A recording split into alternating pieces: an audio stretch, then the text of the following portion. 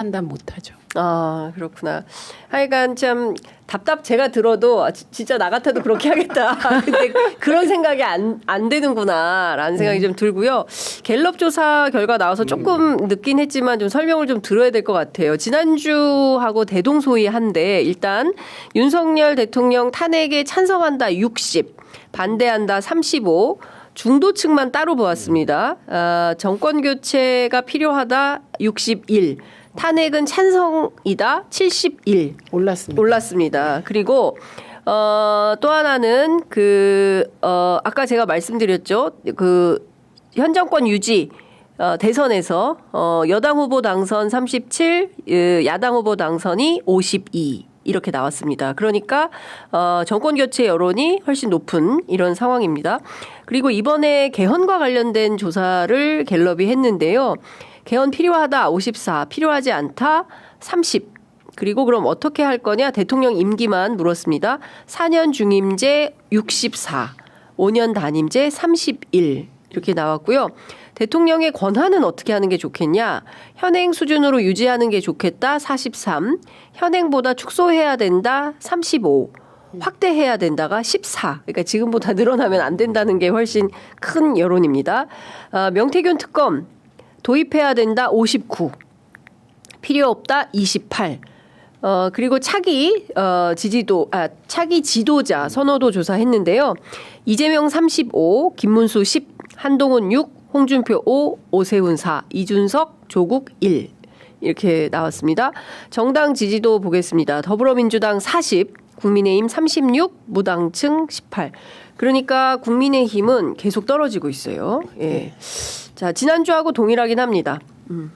어떻게 보십니까 전반적으로? 아니 일단 중도층에서 네. 탄핵 파면 찬성이 올라갔고 정권 교체 요구도 올라갔고 저는 딴 거 안 봐요. 중도층만 딱 봅니다. 요즘은. 네, 왜냐 의미가 없어요. 다른 게. 맞아요. 그리고 특히 저는 정당 지지도라든가 이런 거는 아무 의미 없다. 네, 그래서 뭐 지금 저게 그대로 보여주는 거고 지금 개헌에 대해서는 이렇게 자세히 보시면 네. 사실 크게 관심이 없는 거예요.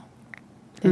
네, 사실은. 네. 네. 그러니까 지금 언론에서 4년 중임제 얘기가 계속 나오니까 그게 이제 데이터로 그러니까 익숙해져서 그런 것 같기도 하다라는 생각이 좀 드는데 의원님은 전반적으로 어떻게 보셨습니까? 저도 뭐 계속 말씀드립니다만 네. 정당 지지도는 선거에 있어서 큰 의미는 없고요. 네. 역시 중도층의 그 표심 내지는 중도층이 어떤 생각을 하고 있는지를 확인하는 게 다른 어떤 선거보다도 전국 단일 선거구인 대선에서는 가장 중요하다. 결국에 당락을 결정짓는 거는 중도층의 표심이기 때문에. 근데 그렇게 보면 국민의힘이 지금 저러고 있으면 안 되는 거예요, 사실은. 저 스탠스에서 빨리 벗어나야 되는데. 네. 근데 제가 몇몇 분하고 얘기를 해봐도 그거 어려울 것 같아요. 이게 보니까 네. 확실히 그 TK 쪽 민심 내지는 TK 쪽의 강성 지지층의 목소리에 워낙 매몰되어 있어서 쉽게 방향선회하기는 좀 어려울 것 같아요. 그런데 그렇게 되면 대선은 점점 여당은 불리해지고 야당의 승리 가능성이 높아지고 있는 거죠. 네. 그러니까 지금 보면 대구 경북 지역은 조금 비슷비슷한 것 같은데 부울경이나 대전 충청에서 그리고 수도권에서는 이재명 대표에 대한 지지율이 상당히 많이 올라와 있다라는 거를 지금 확인을 할 수 있을 것 같고요. 그리고 그 40대 50대에서 그렇게 상당히 높다 이렇게 볼 수 있고 중도에서도 그러니까 역시 보수에서 김문수 후보가 24%로 앞서고 있지만 진보 진영에서는 67%로 이재명 대표가 상당히 앞서고 있고 중도에서는 보면 이재명 대표가 39, 김문수 5, 한동훈 6, 그다음에 홍준표 5, 오세훈 3, 이준석 2, 조국 1 이렇게 돼 있습니다. 그러니까 중도의 표심도 이미 이재명 대표로 훌쩍 움직여 있다. 근데 진짜 이렇게 언론의 의제 설정이나 언론이 유도하는 방향으로 민주당이 끌려가면 정말 개판되는 겁니다. 네, 저는 지도자 당이란 이 시대 상황에서 대한민국이 바로 가기 위해서 해야 될 일이 지금 뭔가를 명확히 하고 가야 된다고 시대 생각합니다. 정신을 명확해야 된다. 예, 이 시대 정신은 내란 종식, 예. 예, 민주주의 국헌 문란, 퇴치, 진짜 반국가 세력 일소라고 저는 봅니다. 예. 그거 일소하지 못하면 경제고 뭐고 없습니다. 예, 그러니까 국가인권위원장이 계속 저렇게 안창호처럼 저렇게 행태해 보세요. 네. 나라가 국제적으로 망신하고 있는데 이게 개방형 통상 국가가 제대로 가겠습니까? 그래서 저는 지금 이 중도의 여론도 잘 읽어야 된다. 아하. 예를 들면 당 내에서 자꾸 중도 하는데 예. 중도가 있습니다. 근데 이 중도가 그럼 내란 종식에 반대하냐? 아니죠. 여기 확인되죠. 예, 그러니까 중도가 민주당과 이재명 대표를 지지하는 건 윤석열이 네. 내란을 일으켰고 그 내란을 종식시키고 나라를 좀 일단 정상화시킬 세력으로 민주당을 택한 겁니다. 100% 만족스러워서가 아니라 네.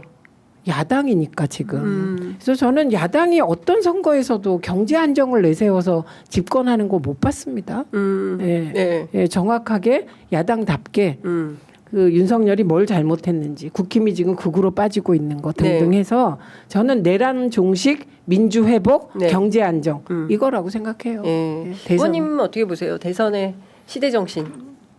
뭐 일단 구도를 보면 지금 점점 국민의힘 당내 경선에서는 김문수 대 한동훈 구도로 가고 있는 거 아닌가라는 네, 생각이 예. 좀 들고 지금 이번 대선의 시대 정신은 사실은 일단 혼란의 극복이 되겠죠. 네. 지금 워낙 각종 인사라든지 뭐 어떤 국책 사업이라는 게 정말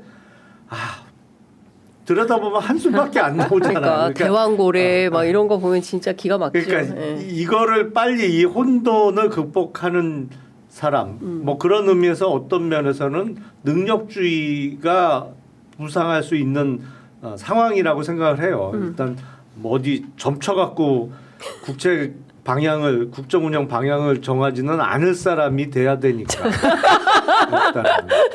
사실은 다 점쳐갖고 한 거 아니에요?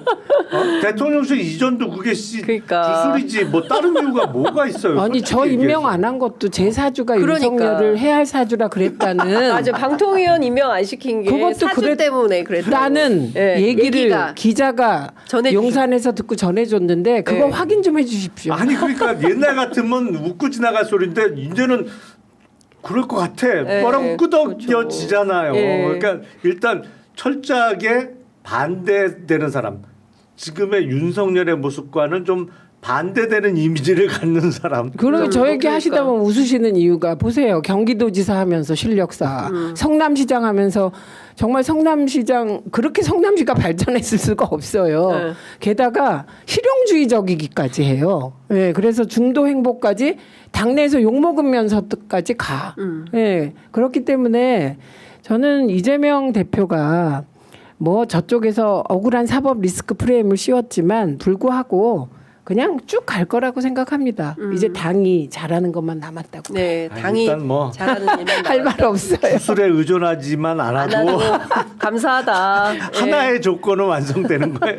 주술의 더 이상- 피해자. 예, 더 이상 주술로 뭔가 무속, 굿 이런 얘기 그다음에 뭐 역술인 이런 것 좀 제발 안 나왔으면 좋겠다. 그러고 보니 건진 법사도 이제 예, 예, 그 공천 헌금 받아가지고 논란이 되고 있고 그거 보세요. 다 또 좀 돈이지. 무속의 그러네. 끝도 돈이에요. 천공도 이제 나오지 않을까라는 생각도 좀 듭니다. 자, 오늘 두 분 너무 네. 재밌게 잘 들었습니다. 그리고 공부가 되네요. 김용남 의원님 또 최민희 의원님 나오시니까 공부를 시켜주시는 두 의원님 너무 감사했습니다. 자, 다음 주 뵙겠습니다. 고맙습니다. 네, 감사합니다.